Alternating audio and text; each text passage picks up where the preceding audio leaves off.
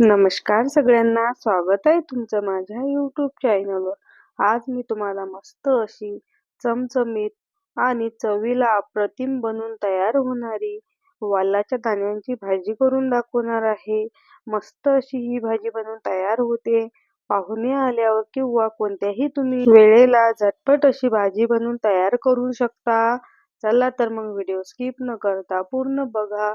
इथे मी सर्वात आधी पावशेर वालाचे दाणे घेतलेले आहे, बघू शकता तुम्ही.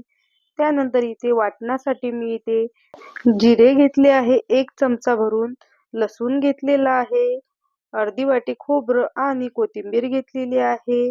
त्यानंतर एक मोठा कांदा आणि एक मोठा टोमॅटो असा कट करून घेतलेला आहे.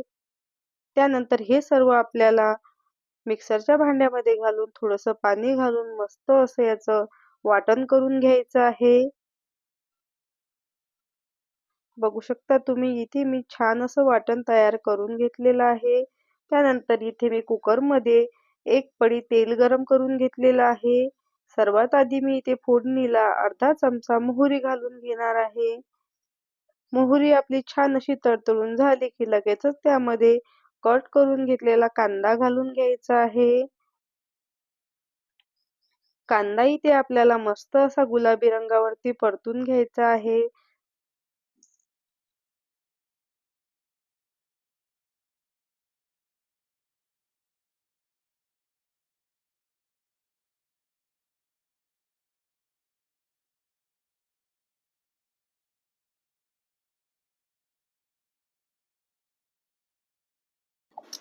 बघू शकता तुम्ही इथे मी कांदा छान असा परतून घेतलेला आहे.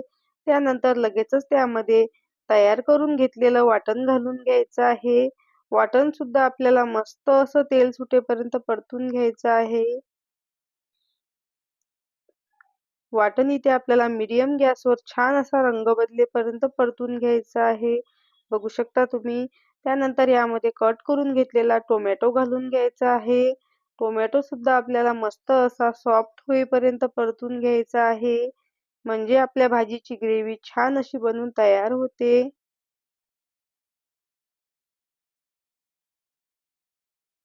टोमॅटो पटकन सॉफ्ट होण्यासाठी मी यामध्ये चवीनुसार आधी मीठ घालून घेणार आहे.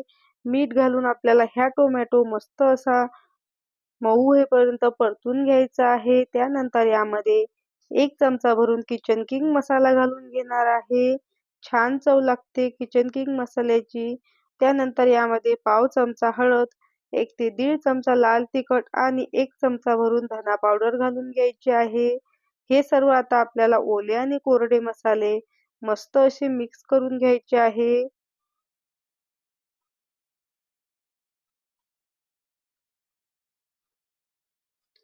हे सर्व मी छान असं मिनिटभर परतून घेतलेलं आहे.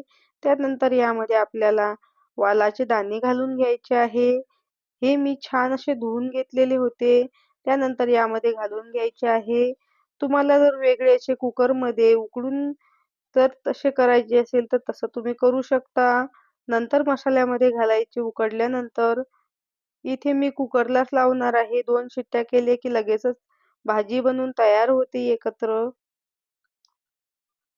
यामध्ये मी 1 ते दीड ग्लास रश्श्यासाठी पाणी घालून घेणार आहे. तुम्हाला इथे जितपत पातळ किंवा घट्ट भाजी हवी असेल, तुम्ही यामध्ये रस्सा तुमच्या आवडीनुसार कमी जास्त करू शकता. आता मी याला झाकण लावून मस्त अशा कुकरच्या 3 शिट्ट्या करून घेणार आहे.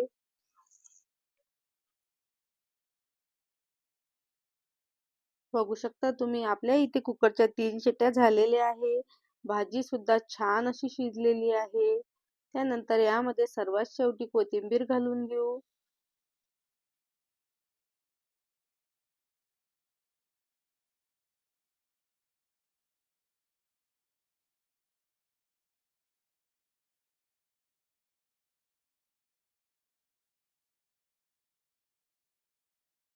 इथे आता आपण भाजी चेक करून बघू. बघू शकता तुम्ही मस्त असे आपले वालाचे दाणे शिजलेले आहे.